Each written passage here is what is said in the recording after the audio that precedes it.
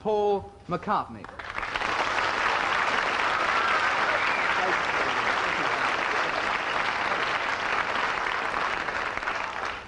Paul, it's great to have you here, and one thing, as we've been rehearsing today, that I've been wondering is whether, in fact, you ever expected things to be as good for you as, in fact, they've been. When you started as a group, did you expect things to go like this? No. We used to sort of think of things in stages. Still do, I think. Yeah. When we first started off, you know, playing in the cabin and things, I thought, first of all, let's get a record contract. We all did. We got a record contract. We said, let's get a #1 hit. Got one of them. Yeah. You know, and so I hear. Yeah. Went on. We do it in stages. So we never thought. But after you'd got a #1 hit, you hoped for another #1 hit. Did you? Yeah. Then what? Something like the Royal Variety performance. And something then? sort of big and things. Yeah. Then what came after that? America, I think. Yeah. Which was marvellous. And after America? A film. Now, it's fairly close to the film being as big a success as everything else, I should think. Now, if it is, in sort of a bit later this year, a big success, what will be the next ambition then? I don't know. Another film, probably. You know. Yeah. I think that's about the only success. And what about after that? Oh, don't ask me. You know, I'm only doing it. Have you got any ambitions, in fact, in other spheres completely? I mean, do you want to be Prime Minister one day? Or, I mean, does that sort of thing? No, I don't want to be.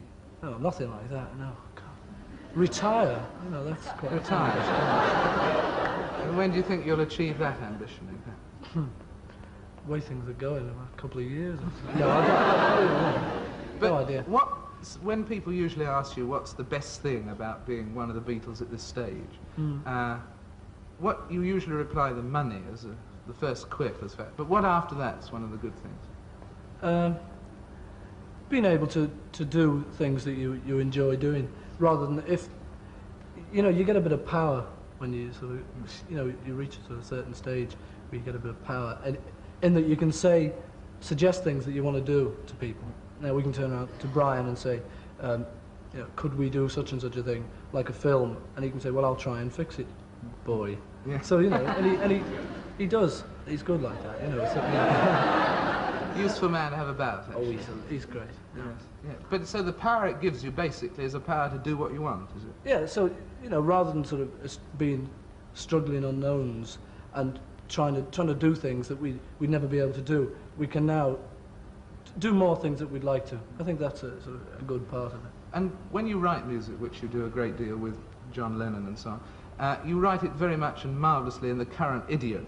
Do you feel that later on, when you move into another period, say in 5 years' time, you'll be writing in the same idiom or different? Will you change with the times? Well, I think the point is that the tunes that we write aren't in any idiom. Idiot.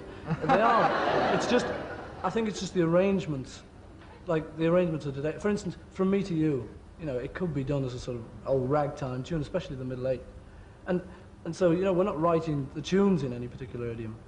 So, in fact, in 5 years' time, we may arrange the tunes differently, but we probably write the same old rubbish. And how do you judge a good song when you've written it? By what? By us liking it. You know, John and I, if we like it, then we think it's a good one. It's a combination of liking it and what is commercial, what we think other people are like. Can it be a good song if you like it and nobody was to buy it? That hasn't happened yet. But. Well, it always is for us. If we like it, in fact, you know, we don't like bad songs. That's all there is to it. Of course, everybody, I imagine, says to you the pop world is very short-lived and everything like that. And what will you do when the phase passes? Do you think the phase will pass? Does it worry you? No. Yeah, I couldn't care less, really. I don't think. You know, if we flop tomorrow, it'd be sad, you know. Yeah. But I mean, it wouldn't really worry me. Could you go back to doing something else? Oh, I don't know. I'd miss doing this, but I think I'd think of something else to do. Something that I'd like to do. Write songs for other people. Yeah. Anything completely different? Completely different. Retire, you know, that's completely different. Well, really, thank you very much. It'll be a great pleasure to watch Paul McCartney in retirement, but it'll probably be in the year about 2000.